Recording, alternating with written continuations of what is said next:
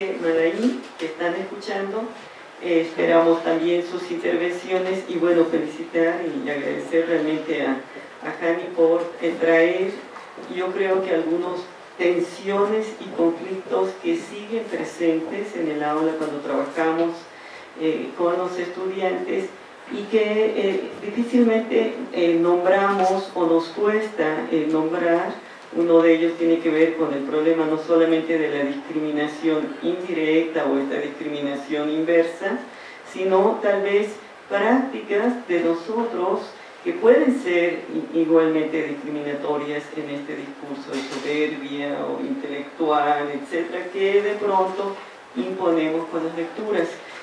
No se trata efectivamente de reproducir estas prácticas sobre la literatura, sino de lograr pues un sano equilibrio entre la práctica, la realidad y la lectura, que creo que es el debate que nosotros estamos tratando de abrir en este espacio.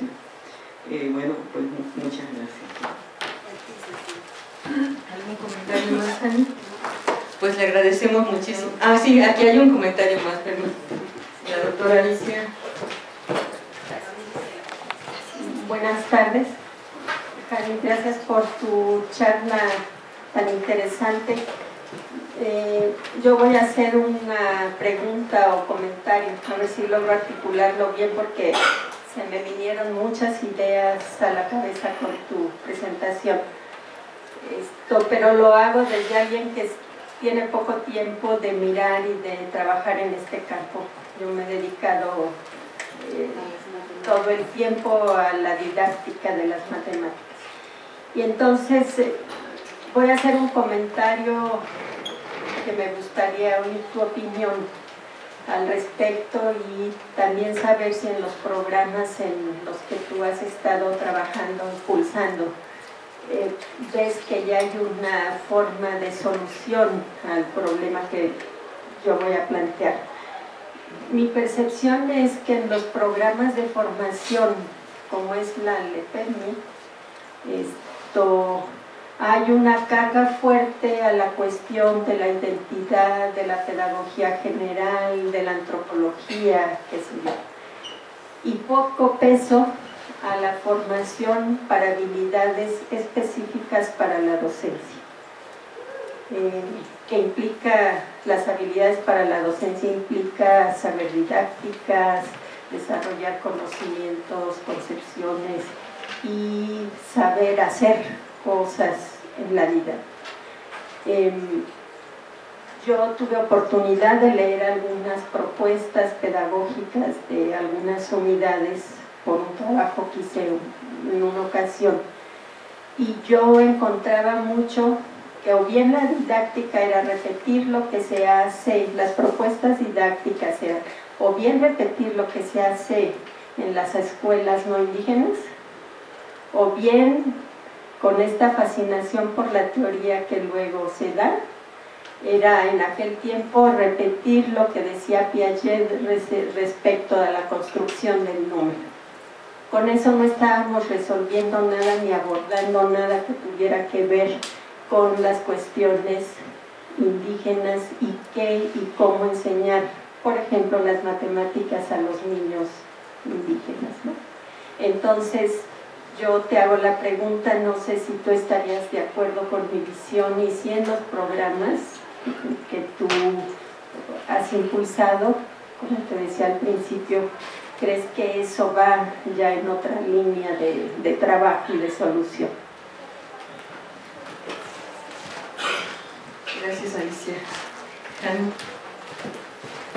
Bueno, mira, yo creo que esto tiene que ver con la elaboración que el maestro tiene que hacer por sí mismo de las unidades didácticas integradas. Es decir, una unidad didáctica integrada tiene que partir de los intereses de los niños y de su contexto, ¿sí? Entonces nuestros estudiantes tienen, si no son docentes, en sus observaciones de las prácticas, tienen que conocer los intereses de los niños, ¿sí? En el caso concreto de las matemáticas, por ejemplo, Pues lo que hemos visto es que si uno ve una escuela general y una escuela indígena, hacen lo mismo. ¿Sí? Se trabaja muy parecido. Y en lugar de partir de cuáles son las medidas que se usan en la comunidad, ¿no? Ellos les ponen operaciones, suma y resta. Hoy precisamente con mis estudiantes de preescolar que usan, les interesa mucho que sepan los números, pero la representación del 2, ¿no? Les digo, y les dicen, es el patito. Y entonces los niños, el concepto de cantidad, pues ¿dónde está?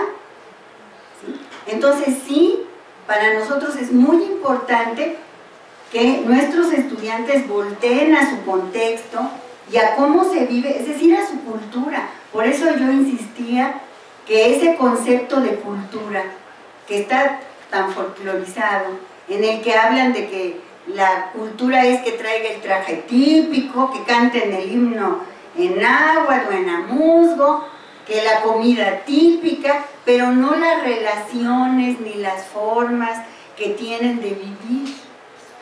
Ese es un gran problema que nuestros estudiantes tienen que resolver, porque el punto de partida tiene que ser lo que los niños saben, les interesa, ¿no? Y a esta construcción la tienen que hacer los maestros. Lo que no pasa ahora con las reformas, ¿no? Todas las decisiones se toman en el consejo técnico. Y en el consejo técnico, ¿qué hacen? Llenar cuadritos, presentar evidencias, ¿no? Eso es lo más importante. Las fotos, las diapositivas. Y los problemas que viven los maestros, no están. Entonces, ellos no son autónomos. Han perdido su materia de trabajo. Su materia de trabajo es tomar las decisiones sobre lo que hacen. ¿Sí? Y entonces ellos tendrían que hacer su planeación y efectivamente en LEPERMI, por eso hace un rato yo decía que las cuestiones didácticas se quedan hasta el final y no desde el principio. ¿Sí? Que entonces sí habría. Nosotros hemos hecho ahí muchos cambios de LEPERMI, ¿no? De acuerdo a cómo vamos viendo las circunstancias. No sé si eso contesta tu pregunta. Pues entonces le agradecemos muchísimo a la maestra Jani Jordán y le damos un aplauso. Y le queremos pedir a la doctora Jani si nos puede presentar aquí al doctor Javier López, por favor.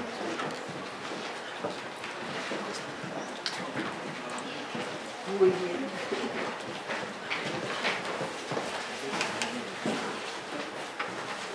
Bueno, seguiremos con nuestro siguiente expositor. Nos da mucho gusto que esté aquí con nosotros Javier López Sánchez. Muchos ya lo conocen. Voy a leer una breve semblanza de Javier. Bueno, sí nos da mucho gusto que esté aquí, no es la primera